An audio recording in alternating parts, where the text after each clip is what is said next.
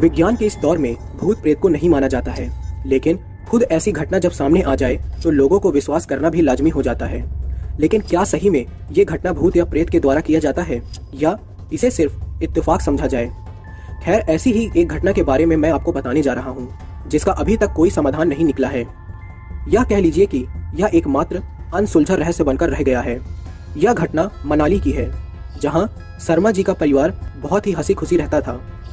शर्मा जी के परिवार में उनकी पत्नी के अलावा उनकी एक बेटी संजना और एक बेटा संजय था। शर्मा जी वहीं सरकारी संस्था में काम करते थे। जैसे जैसे उनकी बेटी संजना बड़ी हो रही थी, तब तब वो बहुत ज़्यादा खूबसूरत हो रही थी। एक दिन शर्मा जी अपनी पत्नी के साथ अपने कार से बाहर जा रहे थे और रास्ते में उनका एक्सीडेंट हो गया, जिसमें शर्मा जी और उनकी पत्नी का इंतकाल हो गया। अचानक इस घटना के बाद से संजना और संजय काफ़ी उदास रहने लगे। संजय को शर्मा जी के बदले उसी संस्था में नौकरी मिल गई। एक दिन दोनों भाई बहन अपने रिश्तेदार के यहाँ पार्टी में गए थे। जुलाई का महीना था और तारीख 18 थी। दोनों भाई बहन ने रिश्तेदार की पार्टी का आनंद लिया। संजना हरे भरे रंग की साड़ी पहनी हुई थी और वो उसमें बहुत ही खूबसूरत लग रही थी। उस पार्टी में एक बहुत बड़ा व्यापारी भी आया हुआ था। संजना को देखते ही उसका दिल उस पर आ गया और संजना को पाने का मन बना लिया। उसने संजना के बारे में सब कुछ पता लगा लिया था और उसे मालूम चल गया था कि संजना का उसके भाई के सिवाय इस दुनिया में कोई नहीं है। अगर उसका भाई ही ना रहे तो संजना को पाना आसान हो जाएगा। इसलिए उसके भाई को रास्ते से हटाने का मन बना लिया उस व्यापारी ने। उसने पास के ही एक मिस्त्री रमेश को बुलाया। क्यों बुलाया किसी को मालूम नहीं।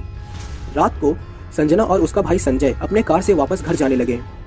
कार संजय चला रहा था और रास्ते में ही कार का ब्रेक फेल होने की वजह से कार कुछ दूरी पर बिजली के खंभे से टकरा गई और संजना की मौत वहीं हो गई। संजय को हॉस्पिटल ले जाया गया। किसी तरह संजय बच गया, लेकिन उसकी बहन संजना नहीं रही। पुलिस अधिकारी विजय को संजय ने बताया कि उसके कार का ब्रेक फेल हो जाने की वजह से यह दुर्घटना हुई, लेकिन उसकी समझ में नहीं आ रहा था कि उसकी कार का ब्रेक फेल कैसे हो गया, क्योंकि वह जब आया था तो कार का ब्रेक बिल्कुल सही था। पुलिस अधिकारी ने पता लगाने की कोशिश की और कुछ ही दिनों के बाद केस को एक्सीडेंट का नाम देकर बंद कर दिया गया।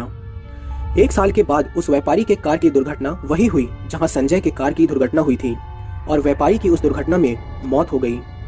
लोगों का कहना था कि व्यापारी से हरे रंग की साड़ी पहने हुए एक लड़की ने लिफ्ट ली और कुछ दूर के बाद उस कार का एक्सीडेंट हो गया और व्यापारी की मौत हो गई। लेकिन उस हरे रंग की साड़ी पहने लड़की का कुछ पता नहीं चला। आश्चर्य की बात यह थी कि उस दिन 18 जुलाई थी। इस घटना के 1 साल बाद मिस्त्री रमेश रात को अपना दुकान बंद करके अपने स्कूटर से घर जा रहा था कि रास्ते में हरे रंग की साड़ी पहने एक लड़की ने उससे लिफ्ट लिया और उसे घर छोड़ने को बोला। रमेश ने उसे लिफ्ट दे दी और लड़की उसी जगह उतर गई जहां संजना और व्यापारी का एक्सीडेंट हुआ था। ताज्जुब की बात यह थी कि रमेश के स्कूटर का एक्सीडेंट भी वहीं हुआ, लेकिन वो बच गया और हॉस्पिटल में उसने बताया कि हरे रंग की साड़ी पहने हुए कोई लड़की उससे लिफ्ट मांगी, लेकिन उतरने के बाद वह कहीं गायब हो गई और उसी घबराहट में उसका एक्सीडेंट हो गया। लेकिन अगली सुबह रमेश हॉस्पिटल में मरा हुआ मिला। वह दिन भी 18 जुलाई ही था। उसके बाद अगले साल 18 जुलाई को ही गोली लगने से पुलिस अधिकारी की मौत हो गई। लोग तो मतलब यही निकाल रहे थे कि 18 जुलाई को व्यापारी ने रमेश मिस्त्री को बुलाकर संजना की कार का ब्रेक फेल करवाया। क्योंकि संजय कार चला रहा था, इसलिए एक्सीडेंट में संजय की मौत हो जाती और व्यापारी को संजना मिल जाती, लेकिन ऐसा नहीं हुआ और संजना की मौत हो गई। और जांच के दौरान यह बात शायद पुलिस अधिकारी को पता चल गई, लेकिन उसने व्यापारी की मदद करते हुए केस को एक्सीडेंट का नाम देकर बंद कर दिया। लेकिन संजना ने अपने मौत का बदला उन तीनों को मारकर ले लिया। अब महज यह कहानी या इत्तेफाक, सभी की मौत 18 जुलाई की तारीख को ही हुई। बताया जाता है कि आज भी 18 जुलाई की तारीख को अगर उस जगह कोई लड़की लिफ्ट मांगती है तो लोग अपनी गाड़ी नहीं रोकते हैं।